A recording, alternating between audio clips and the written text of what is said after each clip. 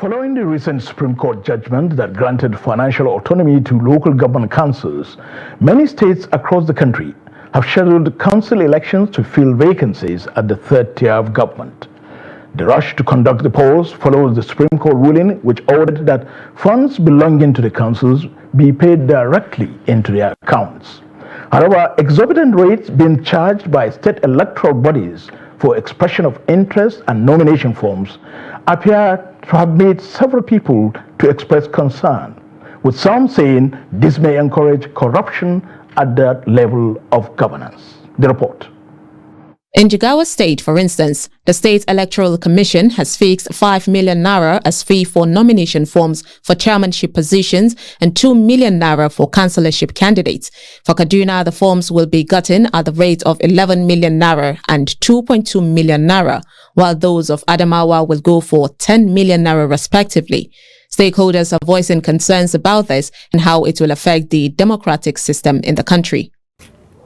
Whatever political parties are trying to do in this regard is outrageous. That's just a simple language. It's outrageous, it's unfriendly, and should be condemned and not tolerated by the citizens of this country. Because, of course, we must not make, partisanship and governance to be something that has to do with the highest bidder getting whatever position that he wishes to aspire for. We must ensure that people who also are good but may not have the financial capacity or financial wherewithal to also have their way. They're talking about 15 million for a particular state, 10 million for local government chairman form. And then you ask yourself, these are expression of interest on nomination forms. These are mere papers. It's paper. It's not. Is the form made of gold? What drives the costs of these forms to such huge amount?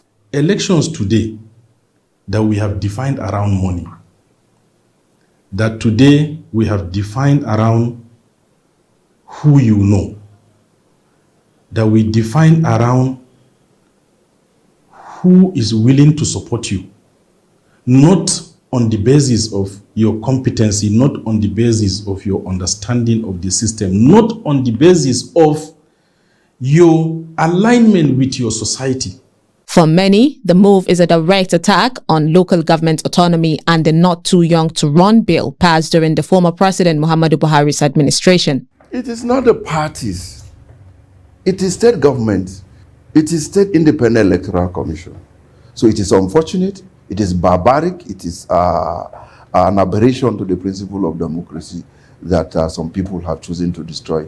You know, it creates a financial barrier in the sense that it will exclude the younger generation, the youth, from participation. Meanwhile, the federal government has inaugurated a 10-man interministerial committee to enforce the Supreme Court's judgment on local government autonomy, a move many say is a welcome development. It's a good step in the right direction.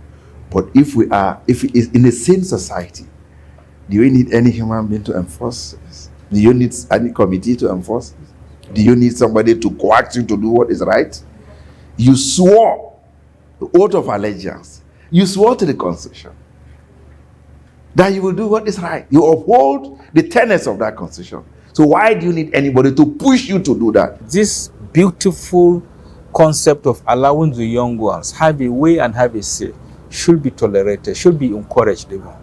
For instance, a nomination form for a simple councillor, ward councillor, right, that is going to represent not more than maybe 10,000 or so in a community. Then you make his nomination form to go for 2.5, 3.5, 4 million. Of course, what are you telling me? Telling him to go to that office and begin to recoup whatever he may have invested. Political parties will always dance to the tune of people who sponsor the party. So there has to be a commitment from the government.